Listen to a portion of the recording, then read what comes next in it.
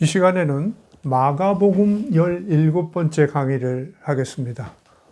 오병이어 기적설화의 무감동 문제와 갈릴리 원형 추론.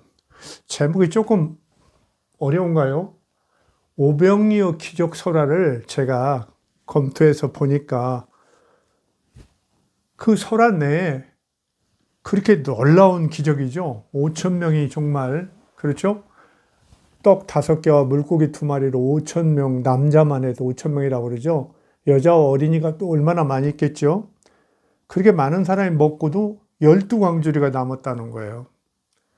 그런데 이 놀라운 마가복음에 있고 마태, 누가, 요한복음에도 있어요. 이렇게 4개 복음서에 나와 있는 기적은 없어요, 사실.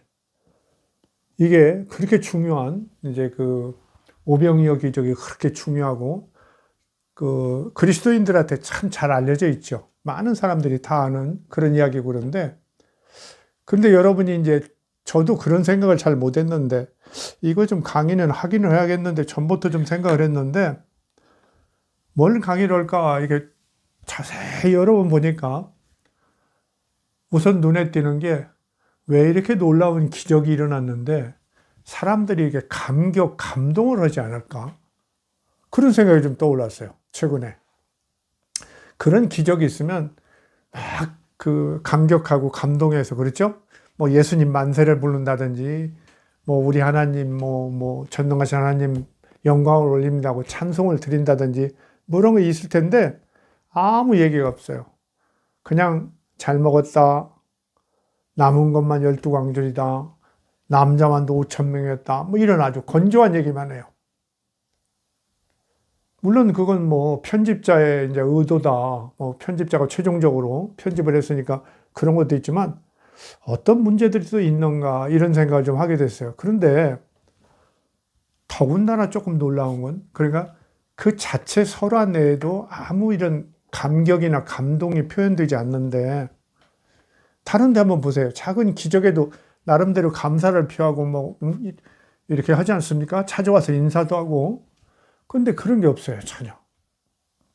그 다음에는 바로 그 뒤에 이렇게 이제 마가복음 6장 36절에서 44절에 이제 그 오병이어 기적이 소개되고 있는데 바로 그 뒤에 이어지는 기사가 뭐냐면 그 사건이 끝나고 오병이어 기적이 끝나고 이제 그 예수님이 제자들을 미리 좀 배를 태워서 건너편으로 가 있어라. 너무 수고했다. 이렇게 보냈는데 예수님은 따로 있다가 나중에 보니까 제자들이 막 바람 많이 불고 그러니까 배에서 아주 힘들으니까 막 물 위를 걸어가죠. 그러니까 제자들이 깜짝 놀랐다 그러죠. 그런데 거기에 무슨 구절이 있냐면 이런 구절이 있어요. 여러분 이걸 아시는 분은 드물게 아시려나요? 6장 52절 바로 뒤죠. 그 사람 제자들이 예수님이 오시는 걸 보고 깜짝 놀라는 걸 보고 이는 그들이 그 떡 떼시던 일을 깨닫지 못하고 도리어 그 마음이 둔하여졌음이로라. 세상에 오병이어로 5천 명을 먹이고 12광주리를 남기는 그런 대기적을 행했는데 정말 하나님의 아들이 아니면 할 수 없는, 모세도 하지 못했고 엘리야도 못했던 이런 건데 이런 놀라운 기적을 행했는데 세상에 예수님이 물 위로 걸어오는 걸 보고 이렇게 막 귀신인 줄 알고 유령인 줄 알고 깜짝 놀랐다는 거예요. 그렇게 전능하신 하나님의 아들로서 그런 능력을, 정말 전능에 가까운 그런 능력을 보였는데도 제자들이 그걸 깨닫지 못하고 전혀 그 깨달음이 없었다는 거예요. 깨달음이 없어서 예수님이 물 위로 건너오는 걸 보고 너무 유령인 줄 알고 깜짝 놀랐다는 이 말 속에는 뭐가 있냐면 분명히 그랬죠. 그 떡 떼시던 일을 깨닫지 못하고 그랬어요. 그러니까 떡 뗄 때 그 제자들은 열심히 떡을 떼고 나눠주고 사람들을 잘 앉혀서 뭐 질서 잡게 해놓고 잘 나눠주고 그런 걸 했지만은 이분들이 어떤 감동이나 감격이 없었던 거예요. 아, 이게 어째서 이 일이 일어났는가? 이런 아무런 이제 감동이나 감격이 없었다는 거예요. 그렇기 때문에 여전히 그냥 심령이 둔해서 예수님이 누구라는 걸 전혀 생각 못하고 그저 무리로 오시는 예수님을 보고 유령인 줄 알고 깜짝 놀라고 그랬다. 뭐 이런 얘기입니다, 지금. 이건 뭐예요? 일반인들도 감격이 없고, 감동이 없었어요. 막 뭐 찬양을 한다든지 뭐 이런 거 전혀 없단 말이죠. 박수를 친다든지. 제자들도 그랬다는 거예요. 아무 감동이 없었어요. 그런데 한번 생각해 보십시오, 여러분. 5천 명이 정말 먹고, 오병이어로 먹고, 12광주리가 남았다면 우리 같으면 어떨까요? 아무리 어린아이들이라도 다 뒤집어 자빠지겠죠. 박수치고 난리 나겠죠. 어? 우리 예수님이 신이다 막 이러고, 하나님이시다 막 이러고, 아니면 뭐 우리 예수님 임금 삼자 막 이러고 막 나올 거예요. 근데 전혀 없단 말이죠. 그러니까 이야기 안 해도 아무 감동이 표현되지 않고 끝난 뒤에도 그 제자들도 감동이 없었다는 이런 어처구니 없는 이야기가 이렇게 나온단 말이죠. 정말 그랬을까? 정말 제자들이 그 상황을 보고도 아무 감동이 없었다면 그건 거의 뭐 짐승 수준인 거죠. 어떻게 그런 사람들이 제자를 하겠어요? 그런데 지금 이런 표현들이 있는 거예요. 이건 왜 그럴까? 이건 사실이 그럴 리는 없다는 거죠. 만약 실제 그랬더라면. 그러니까 이 기적 이야기 자체가 사실이 아닐 가능성, 그거 있죠. 그 다음에는 어떻게 이런 제자들이 그걸 보고 아무리 뭐 그런 상황을 보고 지금 아무리 이제 마가가 그것을 뭐 윤색을 하거나 창작을 해서 집어넣었다고 해도 그렇게 넣은 사람이 제자들이 그런 것을 경험하고도 아무 감동이 없다고 넣었던 것은 이건 너무 그냥 앞뒤가 안 맞는, 어떻게 이런 말을 넣었을까 이런 생각을 하게 된다는 거죠. 그러니까 이렇게 정말 무감동을 일반 사람들이나 할지 심지어 제자들도 이렇게 예수님의 그런 놀라운 기적 베품에 무감동했다는 것은 사실성이 너무 없단 말이죠. 그러면서 굳이 그 이유를 찾자면 마가복음의 저자 마가가 뭔가 특별한 의도를 가지고 이렇게 그 편집을 해냈다. 쉽게 말하면 손을 댔다. 뭔가 특별한 의도나 각오를 가지고 이렇게 특별한 손을 댄 것이 아니냐. 그렇지 않으면 이런 뭐 앞뒤가 전혀 안 맞는, 편집상에도 안 맞고 사실성으로 봐도 문제가 있는 이런 상황이 어떻게 있겠냐 이런 거죠. 그런데 마태복음, 누가복음은요. 마태복음 14장, 누가복음 9장에 있는데 그냥 똑같이 옮겨놨어요. 마가복음의 이야기를. 예수님의 능력에 관한 너무나 대단한 이야기이기 때문에 마태나 누가가 전혀 손을 못 대요. 그냥 앞뒤나 좀 바꾸고 그래요. 앞뒤나 순서 이런 것만 좀 바꾸지 전혀 손을 못 대요. 전혀 손을 못 대요. 그대로 해놨어요. 그런데 이제 요한복음은 상당히 더 뒤잖아요. 한 5년에서 40년 뒤에 나왔기 때문에 마가복음에 비해서 마가복음이 제일 먼저 나오고 그 다음에 마태, 누가, 그 다음에 한참 쉬어서 요한복음이 나온다고 보이는데요. 요한복음에서는 이런 문제점들을 조금 의식을 해요. 이야기는 기본 줄거리는 그대로 옮기는데 요한복음에는 제자들 이름 같은 걸 자꾸 내놔요. 뭐 빌립이, 안드레가. 그래서 안드레가 한 어린아이가 그 떡 5개와 물고기 2마리가 있는 것을 알고 가지고 나왔다. 이렇게 나와요. 그래서 앞에 마가나 마태, 누가에서는 전혀 얘기되지 않는 한 어린이가 가지고 있었고 그걸 안드레가 이렇게 안내해서 가지고 나오는 그런 이야기 있거든요. 여기 보면은 요한복음 6장 1절에서 14절까지 똑같은 얘기가 나오는데 약간 출연 인물 이런 것만 다르다고 했어요. 6장 9절에 보면 여기 한 아이가 있어 보리떡 5개와 물고기 2마리를 가지고 있나이다. 안드레가 그렇게 얘기를 해요. 그 다음에 조금 한참 가면 그 기적이 다 끝난 다음에 그 사람들이 예수께서 행하신 이 표적을 보고 말하되 이는 참으로 세상에 오실 그 선지자라 하더라. 이제서 얘기를 하는 거야. 아까 제가 말씀드린 게 억지가 아니라는 걸 알 수 있겠죠. 억지 추론이. 그러니까 당연히 어떤 사람이든지 한번 생각해 보세요, 여러분이. 네. 길거리를 가는데 어떤 마술사가 빵 2개를 가지고 거기 막 수백 명이 모였는데 어떻게 해가지고 수백 개를 만들어서 진짜 빵을 하나씩 주워서 먹었다고 생각해봐요. 그런데 그 사람이 7개 가지고 했는데 남은 것이 뭐 12광줄이다 이렇게 된다면 어떻게 되겠어요, 여러분? 정말 우리가 뭐 박수치고 난리 나겠죠. 감격하고. 근데 요한복음이 뒤늦게 좀 깨달았던 거예요. 어쩌면 이제 그 몇십 년 지나는 동안 사람들이 의문을 가졌을 수 있죠. 뒤늦게 믿는 신자들이 아니 이런 일을 했을 때 어떻게 했을까? 거기 사람들은 얼마나 기뻤을까? 이 사람들은 박수도 안 쳤나? 뭐 찬양도 안 했나? 뭐 이런 생각을 할 수 있었던 거죠. 그러니까 그 사람들이 예수께서 행하신 이 표적을 보고 말하되 이는 참으로 세상에 오실 그 선지자라 하더라. 이제 모세를 이을 이스라엘을 구원할 선지자. 그래 이 사람들은 대개 이제 유대인들이니까 이 사람들이 이 상황을 보고는 아 저분이 진짜 그 선지자 메시아구나. 하나님께서 보내실 그 사람. 아 뭐 그분이야 하고 감격을 했다는 거예요. 이제서 감격의 기사를 집어넣었어요. 요한이 뒤늦게서 수십 년 뒤에서 이런 거예요. 근데 보세요. 15절에는 그러므로 예수께서 그들이 와서 자기를 억지로 붙들어 임금으로 삼으려는 줄 아시고 다시 혼자 산으로 떠나가시니라. 예수님이 가만히 보니까 저 사람들이 놀라운 음식을 그렇게 먹고 막 풍성하게 되니까 당시 뭐 유대인들 너무 가난하니까요. 먹는 게 제일 중요하죠. 먹는 문제를 해결해 주니까 이 사람들이 그냥 막 자기들끼리 막 수근수근하고 어쩌고니까 아, 저 사람들이 나를 그냥 억지로 끌고 가서 유대인의 왕을 삼겠구나. 이래서 탈환하셨다는 거예요. 이런 구절이 있다는 걸 잘 눈에 띄게 읽지 않으신 분들도 많을 거예요. 이런 구절이 있어요. 어떻습니까, 여러분? 제가 그냥 하는 말이 아니에요. 그 왜 이렇게 마가복음은 이런 있을 만한 감격 얘기 이런 걸 않고 그렇게 거기서 딱 잘랐을까? 너무나 그냥 건조하게. 물론 뭐 마가복음이 처음으로 나온 복음서이기 때문에 우리가 그 미숙성, 그렇죠? 처음으로 어떤 그 장르를 만들어내는 사람의 미숙성, 한계성을 당연히 인정해야죠. 그러나 이건 조금 심하지 않았느냐? 그건 좋다는 거예요. 그러나 아까도 말씀드렸죠.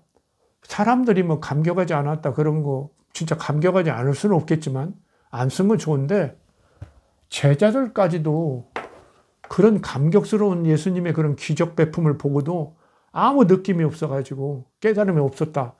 이런 걸 쓸 수가 있겠느냐 이거예요. 이건 지금 마가가 뭐를 특별히 좀 얘기하려고 다소 억지스럽게 편집하는 거 아니냐 이런 얘기죠. 그런 말씀을 드리는 거예요. 자, 이렇게 이 오병이어 기적이 네 복음서에 모두 기록되어 있는데 마가복음이나 마태, 누가 이제 마가복음의 원형이니까요.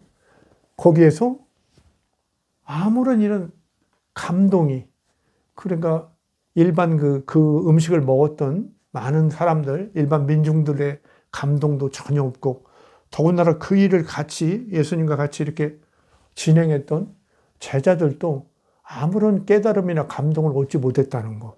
이것이 기술되어 있다는 거. 이건 마가복음 자체가 뭔가 좀 특별한 의도 속에서 이것들을 좀 지나치게 편집을 했다든지 아니면 그 성격 부여를 조금 독특하게 하고 있는 그 어설픔도 있지만 그런 측면이 있지 않느냐. 이런 걸 좀 생각해 보는 거예요. 그러면서 이제 조금 후에도 나오겠지만 어떻습니까, 여러분? 이제 우리가 오병이어 기적설화 자체를 좀 따져봅시다.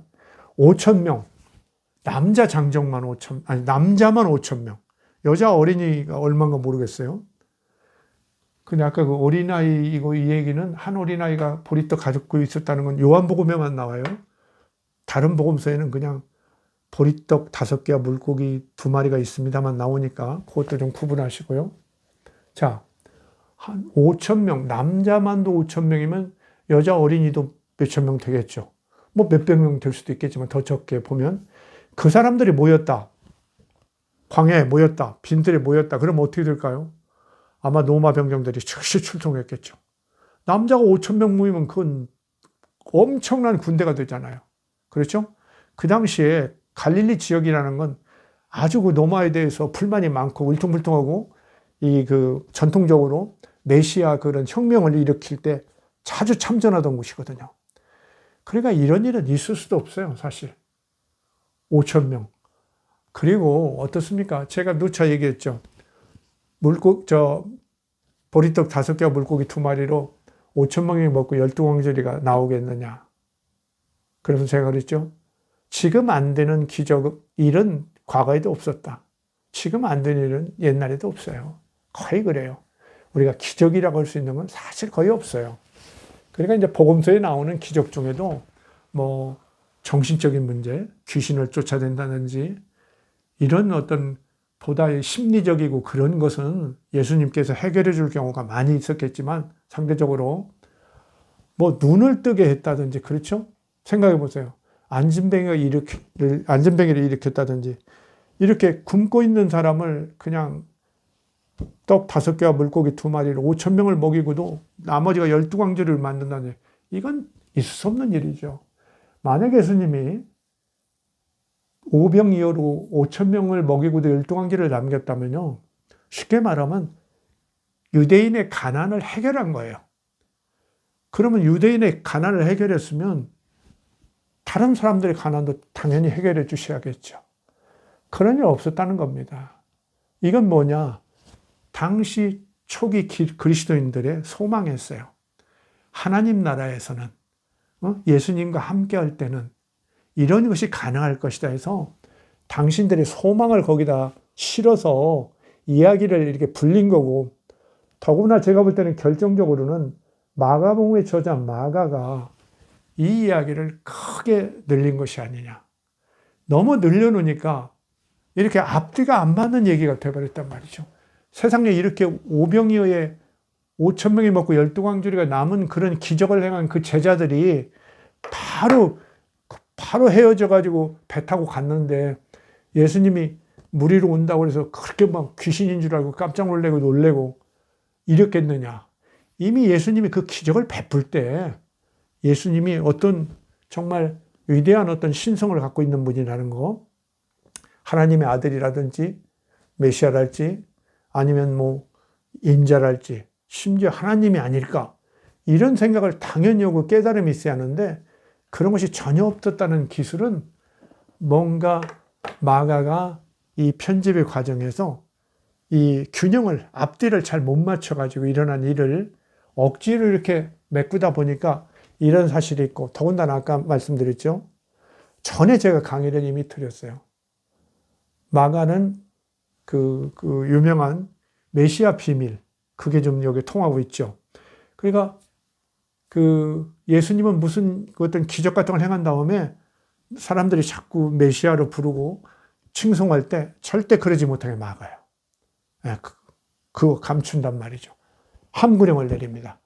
함구령을 내리고 더군다나 또 하나 있는데 사실 마가복음에는 유대인들이 생각하는 메시아하고는 또 다른, 유대인의 메시아는 영광된 제왕이에요.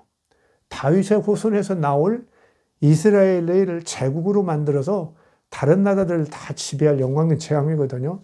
그런 메시아들을 유대인들은 다 제자들까지도 생각하는데 실제 예수님이 지금 하고 있는 건 뭐냐면은 고난받는 하나님의 아들 역할을 하는 거예요. 고난받는 하나님의 역할. 그렇죠? 제가 그런 말씀드렸죠. 그래서 마가복음은 첫 시작을 하나님의 아들 예수 그리스도의 복음의 시작이라 그렇게 죠. 복음이라 뭐 이렇게 나옵니다. 하나님의 아들 예수 그리스도. 그러니까 유대인의 그 다윗의 후손 예수 그리스도가 아니라 외침을 하나님의 아들 예수 그리스도라고 외치고 나오는 거예요. 그 복음이라고.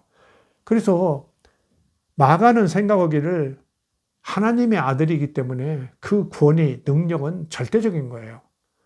그래서 이것은 사람들에게 아무리 보여도 사람들이 깨닫지도 못하는 거예요. 알려줄 수가 없어요.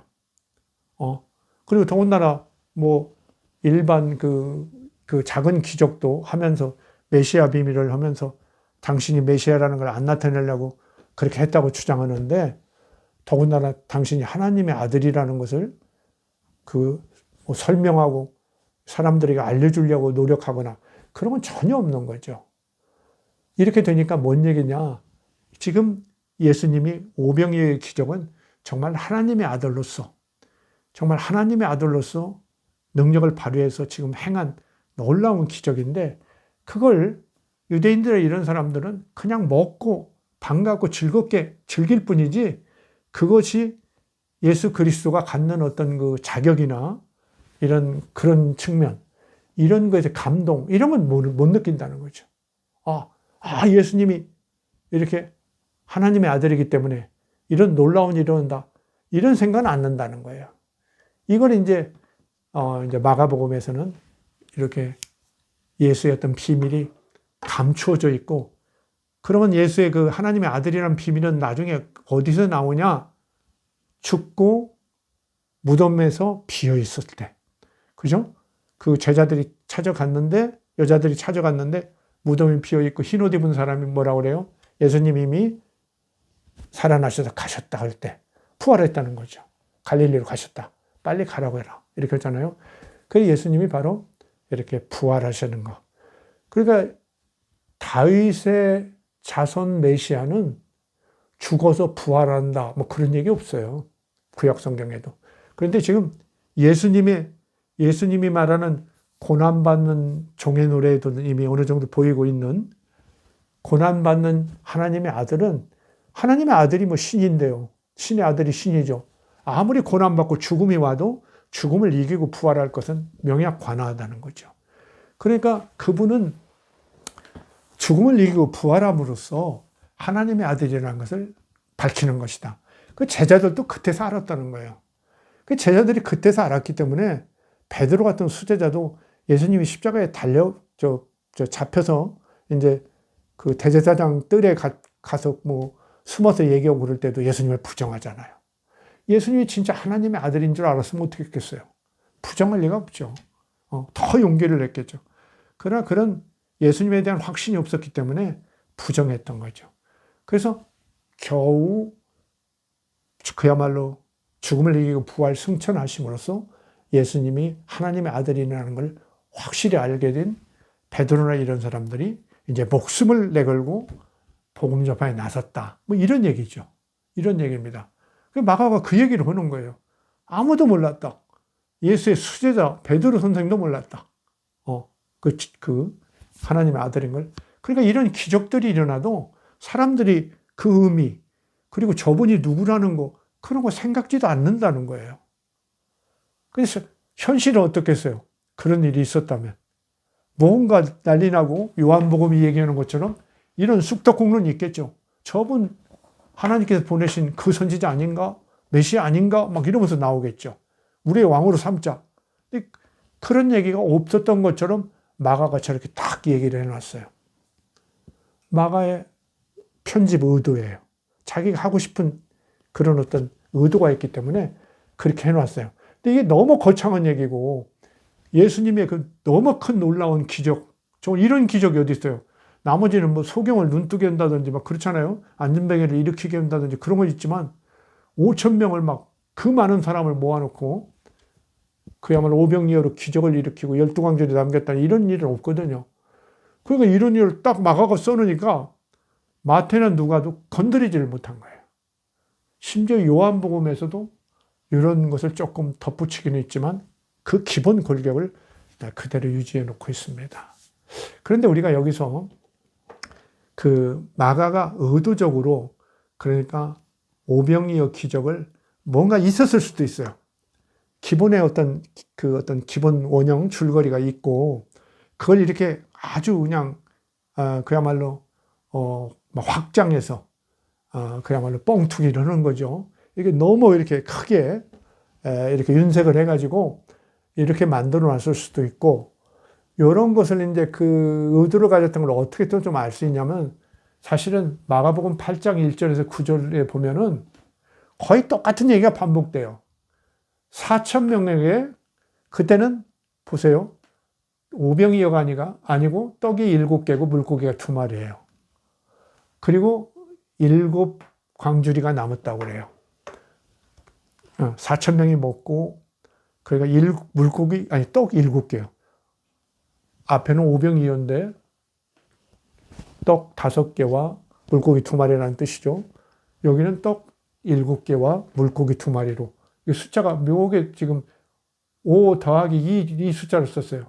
그러니까 이 이야기는 오병이어 기적이 전해져서 새로운 유사 버전으로 나왔나 이렇게 생각할 수도 있고, 제가 볼 때는 마가가 의도적으로 넣은 것이 아니냐.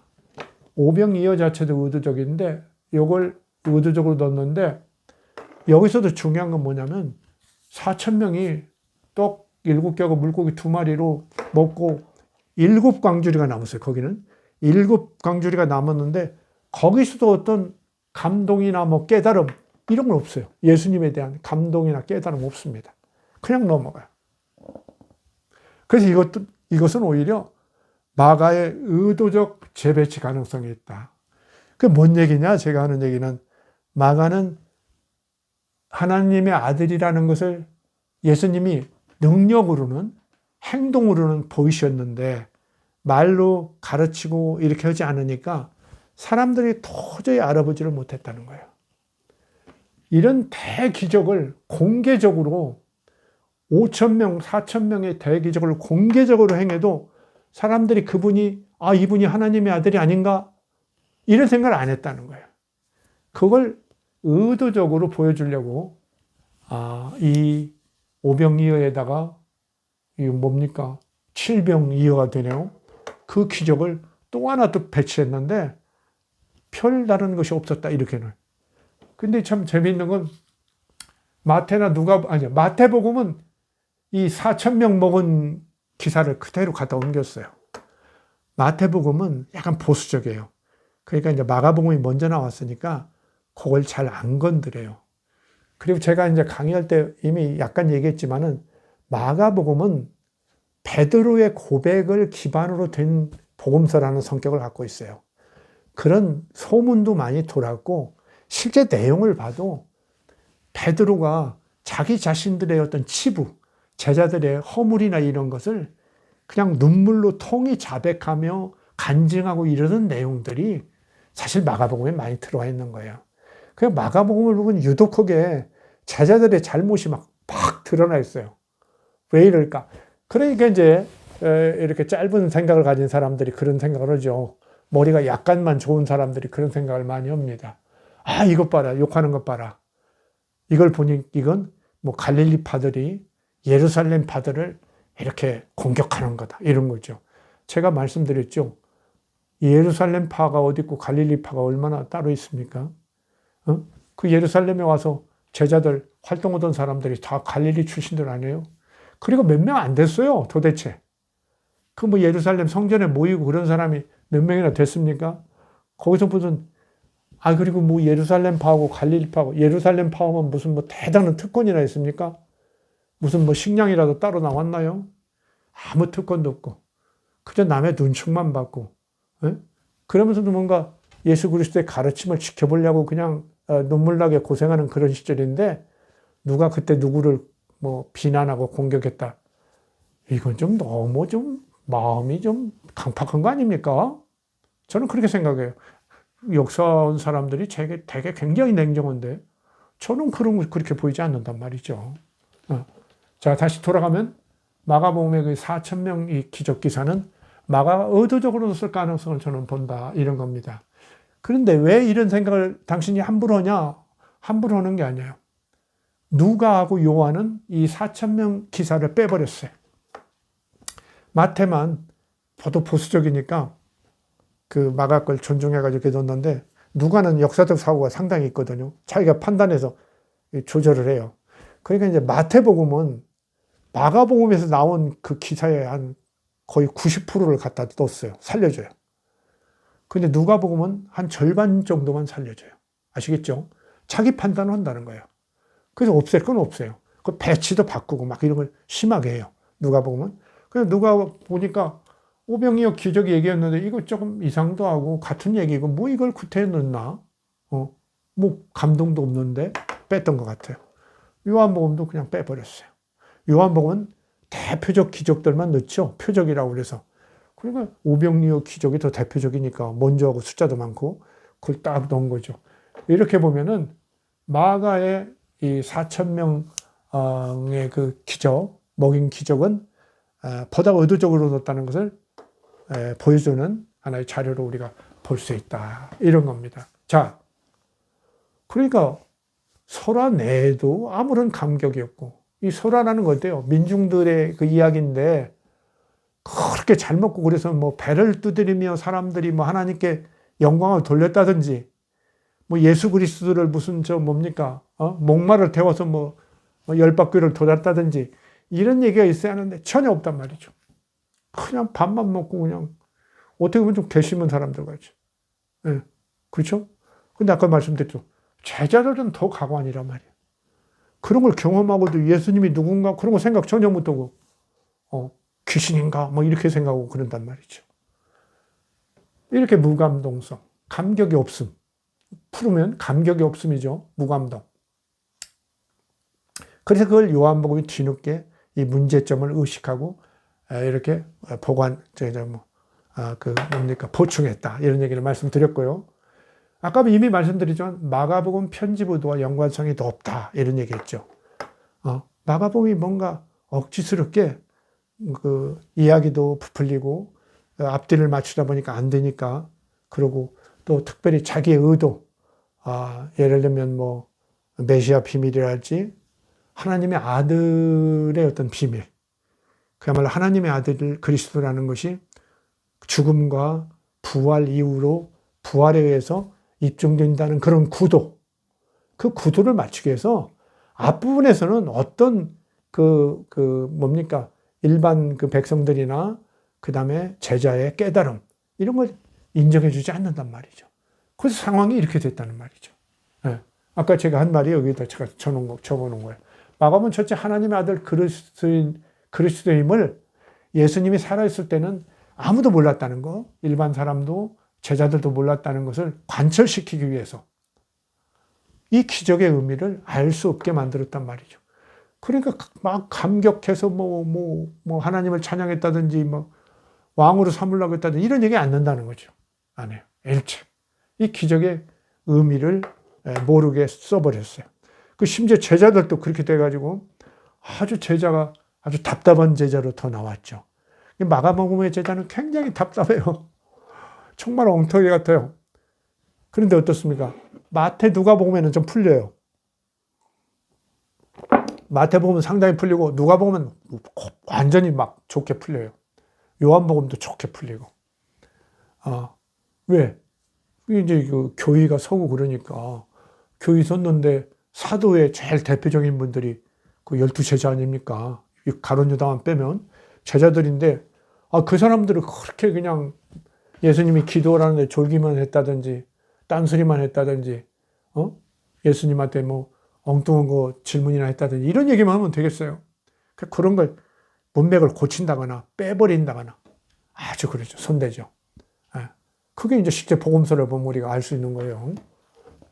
자, 마가복음 첫째 하나님 아들 그리스도임을 어떤 사람도 모른다는 그런 구도를 가지고 있었다는 거, 부활 이후로 알게 된다는 거, 그 다음에는 거기서 이제 뭐를 이 감격 있게 기술적인 내용이 뭐로부터 나왔을까 생각할 때 기존 설화의 과도한 윤색 가능성, 이것이 있지 않느냐. 원래 그 설화가 있었을 가능성이 있단 말이죠. 그렇죠? 갈릴리 지역에서 뭐 사람들이 모여서 그 예수님 말씀 듣고 그럴 가능성은 많이 있죠. 우리가 이제 마가복음 같은데 5장 그런 데 보면 산상수훈도 있고 뭐 드레핀 백합화를 보라 막 이런 거 있잖아요. 너희 걱정하지 마라. 뭐 새를 봐라 막 이러고 그러죠. 그야말로 키가 너희가 한 치라도 크게 할 수 있느냐. 걱정 마라. 막 이러고 하잖아요. 좋은 말씀 많죠.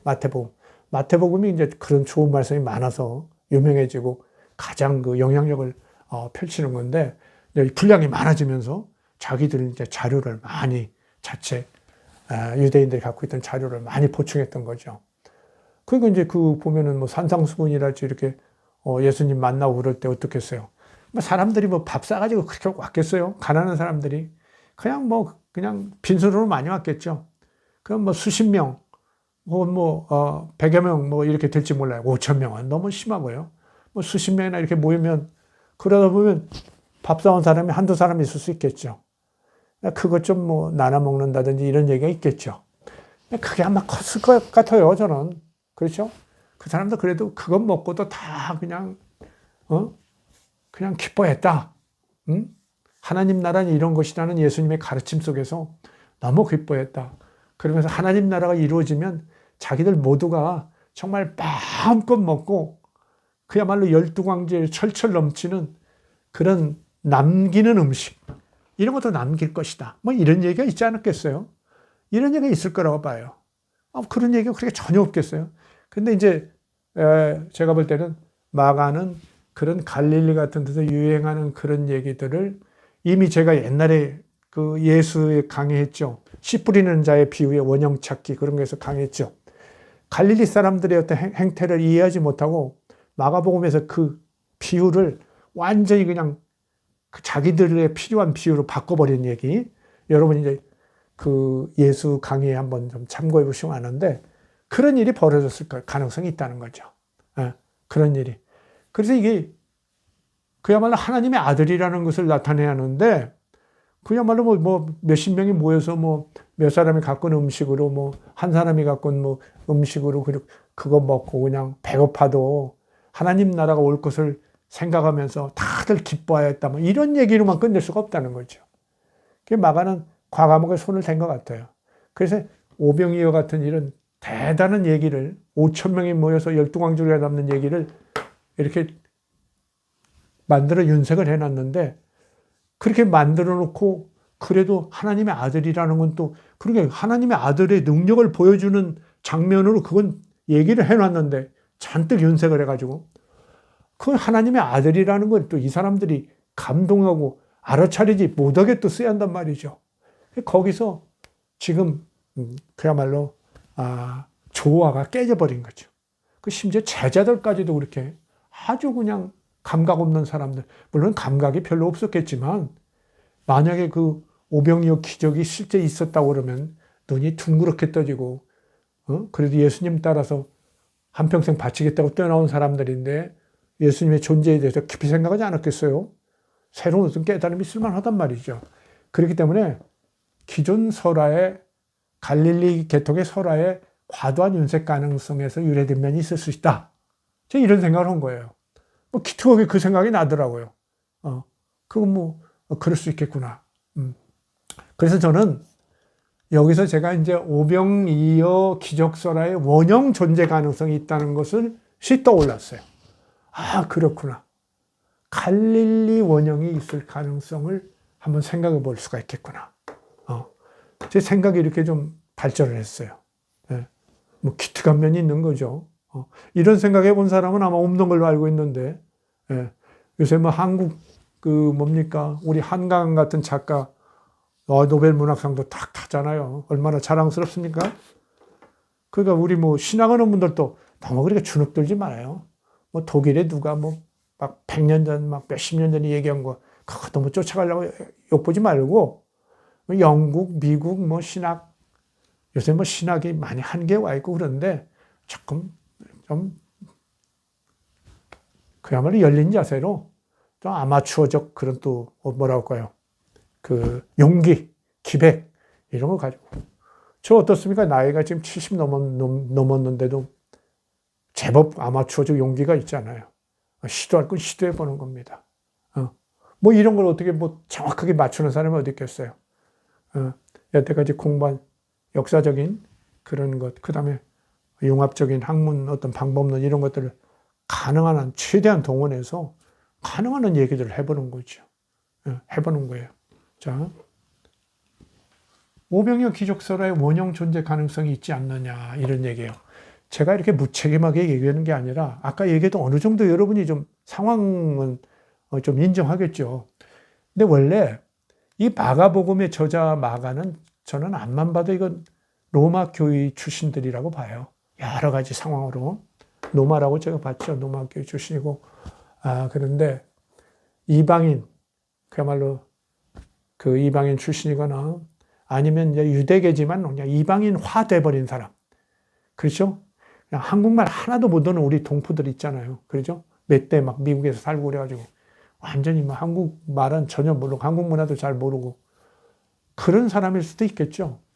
그래서 이제 그런 마가가 이렇게 그 이야기를 건드렸다고 생각을 하면 원형이 또 있다고 생각할 때 왜 그런 얘기를 생각하냐면요. 여기 제가 이제 보세요. 왜 이렇게 오병이어 기적설화를 그 갈릴리는 이제 그 넓게 보면 이스라엘 유대의 한 지방이니까요. 이스라엘 유대의 적 전통을 갖고 있는 음식에 관련된 기적설화가 없었겠느냐 이거예요. 왜? 예수님 맨날 만나면 먹는 거예요. 그죠? 뭐 술도 잘 드셨지만 뭐 가난한 사람들 세리하고 먹고 뭐 그렇죠? 뭡니까 창기 집에 뭐 가가지고도 막 먹고 그렇죠? 가난한 사람들 뭐 별의별 사람들하고 막 식사 그야말로 식탁 공동체 그런 거죠. 하나님 나라는 이제 잔치 식탁 공동체 잔치 그거하고 관계도 있어요. 왜냐하면 너무 배고픈 시절이니까 먹는 게 최고였던 거예요. 예, 그게 다급했던 거예요. 예수님 뭐 저 죽어서 하늘 가자 그런 얘기 아니란 말이죠. 이 땅에서 좀 우리 하나님 모시고 잘 살아보자 이거 아닙니까? 그게 더 앞선 거였거든요. 근데 갈릴리 원형이 있을 가능성이 충분히 있단 말이죠. 꼭 갈릴리가 아니더라도 그렇죠. 유대나 이런 데도 있을 가능성이 있는데 이스라엘 유대 전통에서 음식 기적이 있어요. 어떤 틀이 있는데 대표적인 출애굽기 16장 1절에서 36절이에요. 여러분이 출애굽기 16장 나중에 보세요. 이거 유명한 만나와 메추라기 얘기예요.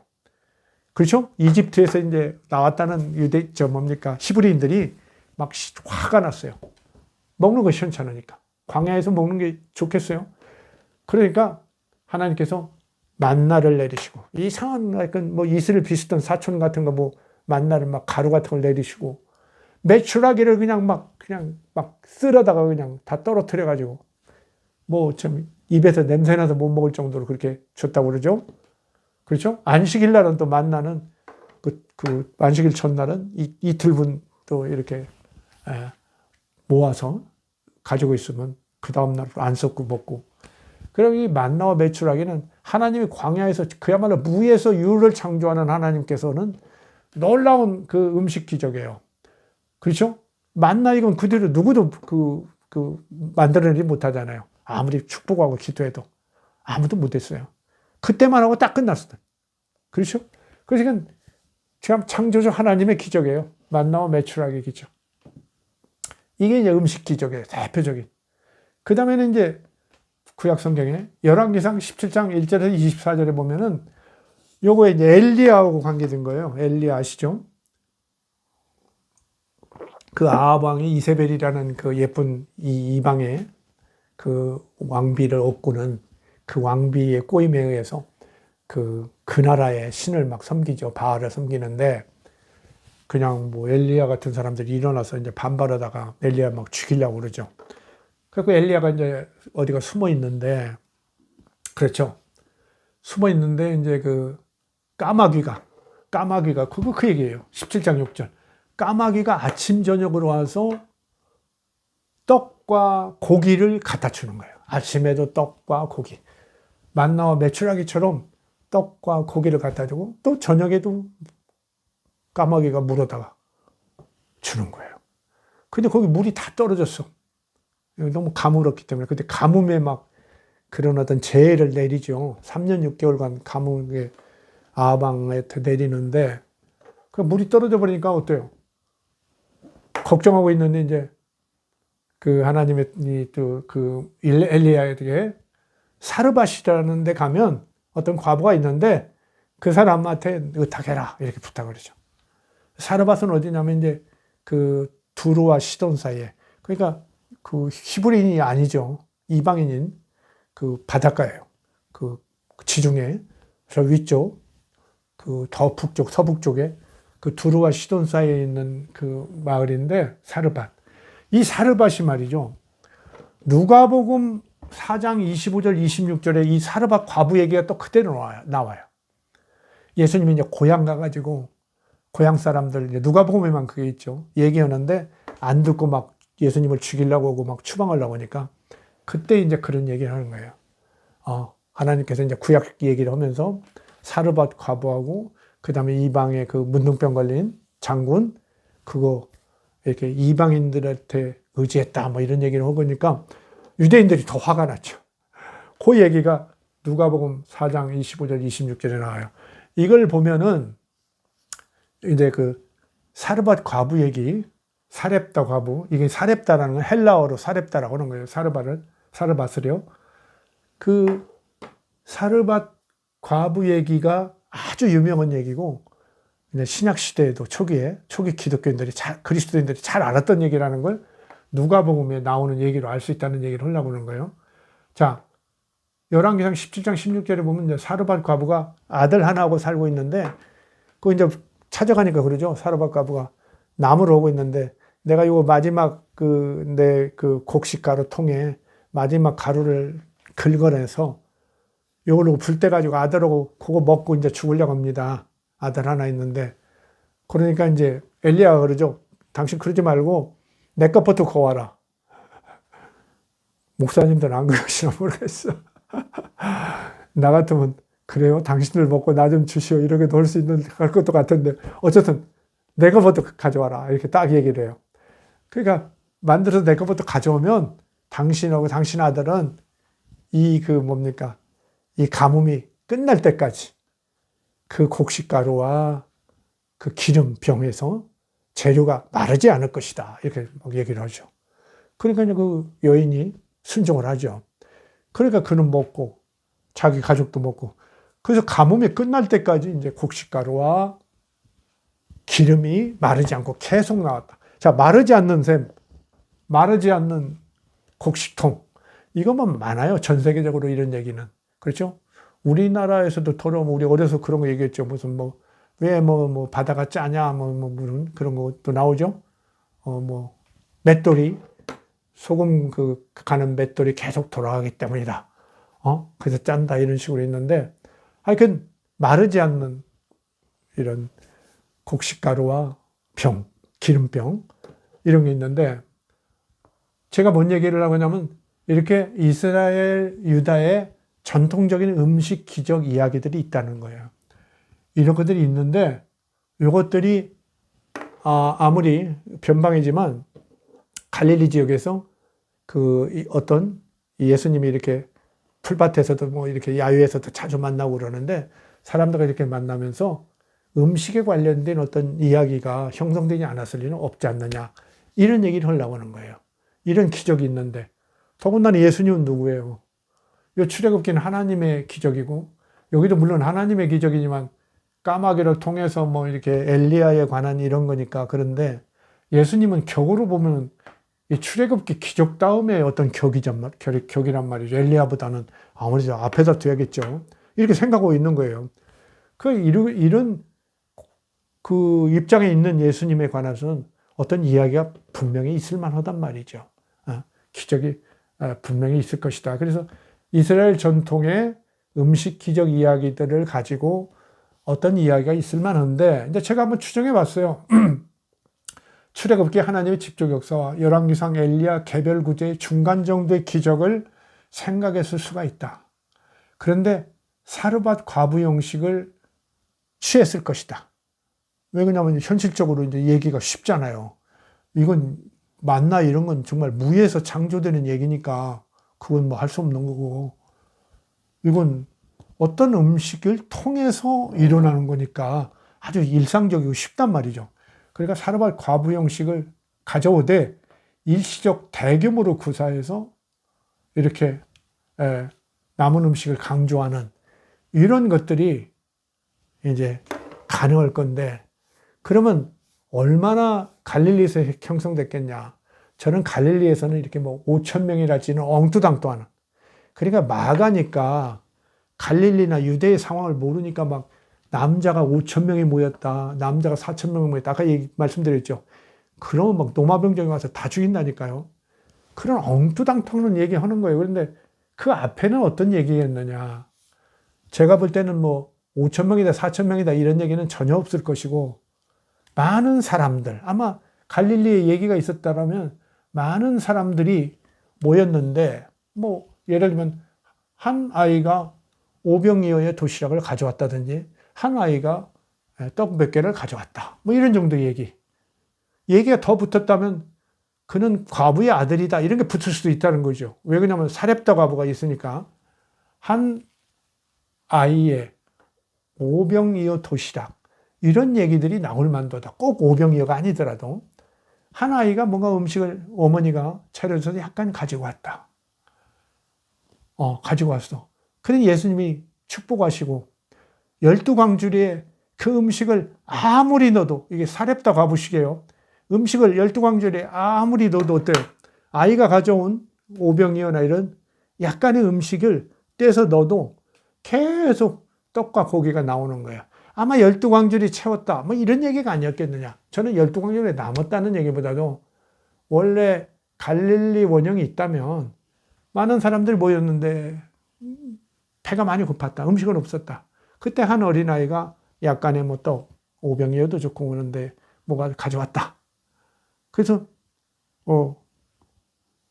12지라는 건 이제 12지파. 유대인들은 뭐만 하면 또 12인 아닙니까? 사람들이 12지파별로 이제 나눈다든지 뭔가 하겠죠. 12지파를 나눴다. 그렇게 생각하는 거죠.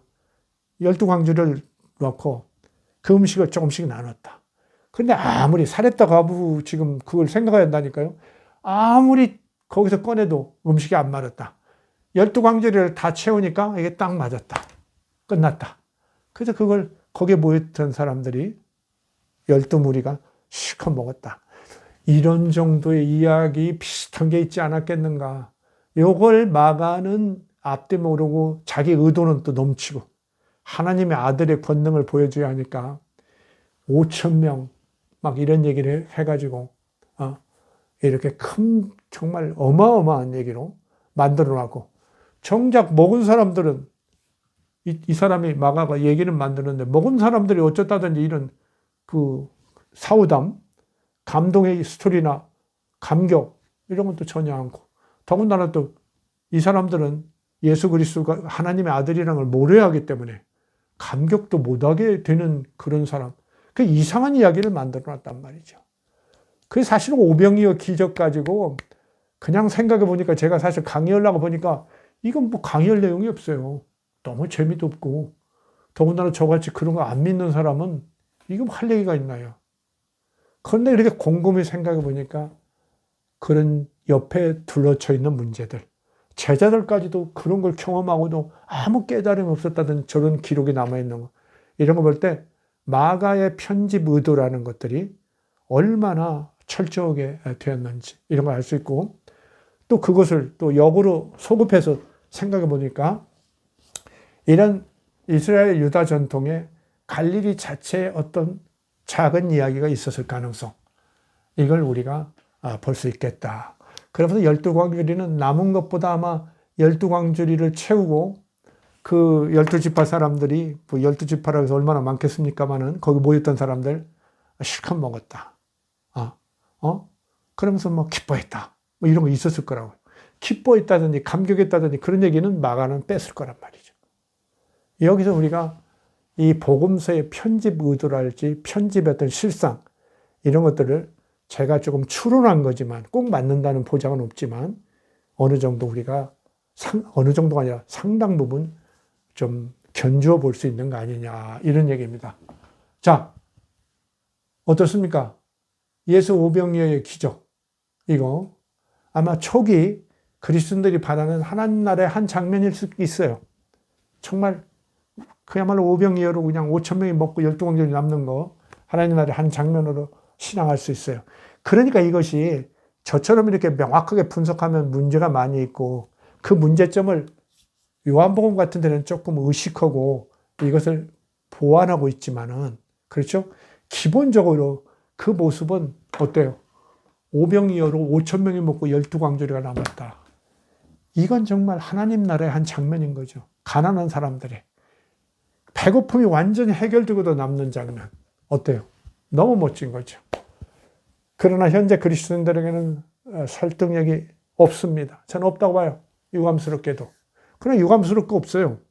뭐 우리 시대에 우리 생각을 하는 거죠. 우리에 맞는. 그럼 우리가 여기서 한번 그냥 지나가는 얘기고 아주 사소한 거지만 정말 혹시 어떤 한 사람이 어떤 어린이가 오병이어를 정말 뭐 수십 명이 모였던 간에 뭐 수백 명이 모였던 간에 가지고 나왔더라면 그 모든 사람들이 그냥 예수님만 믿고 그냥 들떠 있는 상황에서, 그죠?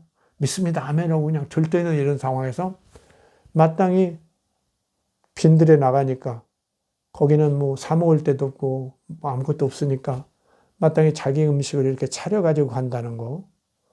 더군다나 그것을 어떤 현명한 어머니가 있어서 한 어린이에게 그것을 차려줬다고 한다면 그런 것을 이렇게 생각해 보면은 아름다운 장면이죠. 그러면서 또 사렙다 과부가 좀 떠오르는 거예요. 그렇죠? 이 사르밧 과부가 살짝 한 아들과 그렇게 마지막 먹고 죽으려고 닥닥 뭡니까?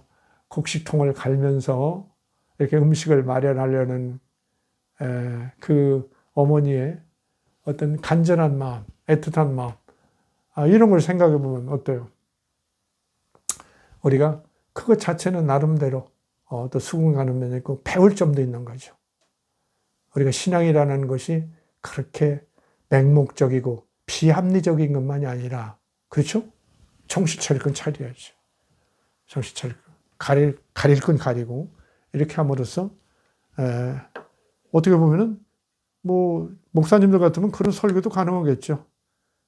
그런 한 사람의 어떤 준비성 속에 모든 어떤 기적의 어떤 뿌리가, 아니, 가능성이, 기적의 가능성이 마련된 것이다. 이런 어떤 설교 같은 것도 가능할 것 같아요. 근데 저는 뭐 여기서 그렇게까지는 말씀을 못 드리겠고요. 자, 오병이어 기적설화 감동 없습니다. 근데 감동 없는 이유를 아시겠죠?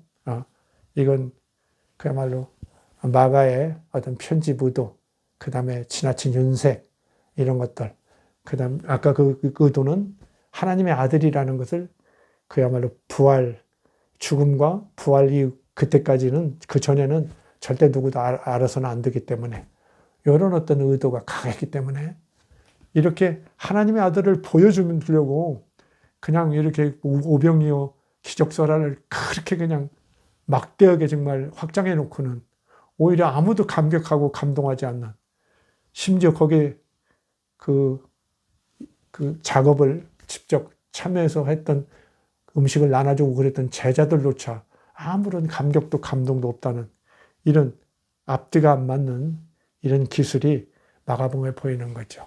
이것이야말로 마가복음이 초보적 복음서라는 거, 첫 복음서라는 걸 증명해주는, 또 복음서 연구사로 볼 때는 중요한 자료를 보여주고요.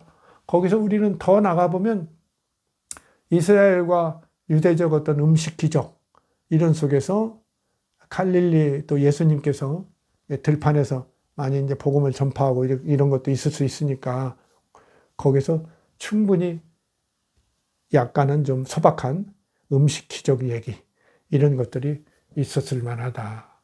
그러면서 예를 들면 뭐 12광주리 같은 것은 오히려 남은 것이라기보다, 남은 것에 12광주리 5천 명이 먹고 남은 것이 12광주리라는 건 풍성함을 자랑하기 위한 것이지만은 어떻게 보면 현장에서는 그야말로 이스라엘 유대적 전통에서 저 사르밧 과부의 그런 얘기처럼 어린아이의 그 작은 음식이 마르지 않고 모든 사람의 음식을 딱 채워주는, 그렇죠?